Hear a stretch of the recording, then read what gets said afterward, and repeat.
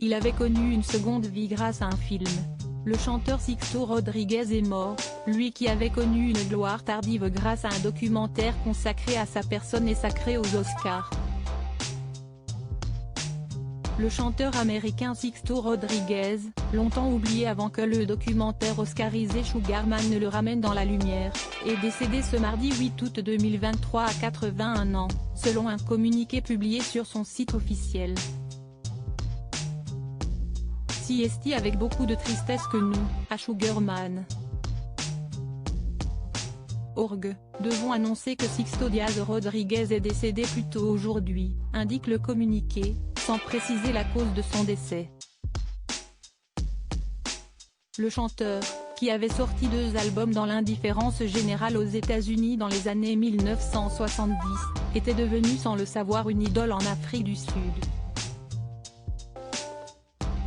Une copie de l'un de ses disques y avait atterri par hasard et sa musique aux accents libertaires était devenue l'hymne de la jeunesse blanche progressiste exaspérée par l'apartheid.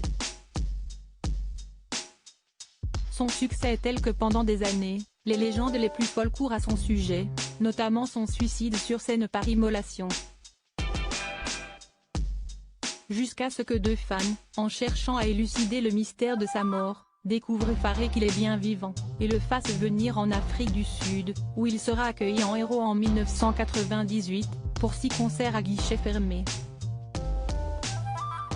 La renaissance grâce à un documentaire. Son destin romanesque avait fait l'objet du documentaire Sugar Man, Searching for Sugar Man, réalisé par le regretté Malik Benjelloul et récompensé aux Oscars en 2013.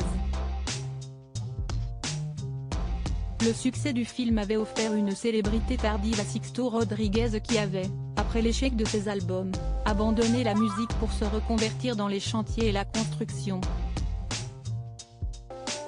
Elle avait aussi donné une nouvelle visibilité à ses titres, parmi lesquels l'emblématique Sugar Man ou I Wonder.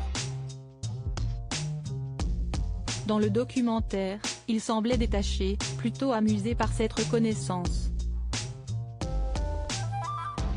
Mais sa situation économique précaire était aussi évidente, il n'a jamais touché un centime de ses centaines de milliers d'albums vendus en Afrique du Sud. Après la sortie du documentaire, il avait donné plusieurs concerts en Europe et aux États-Unis.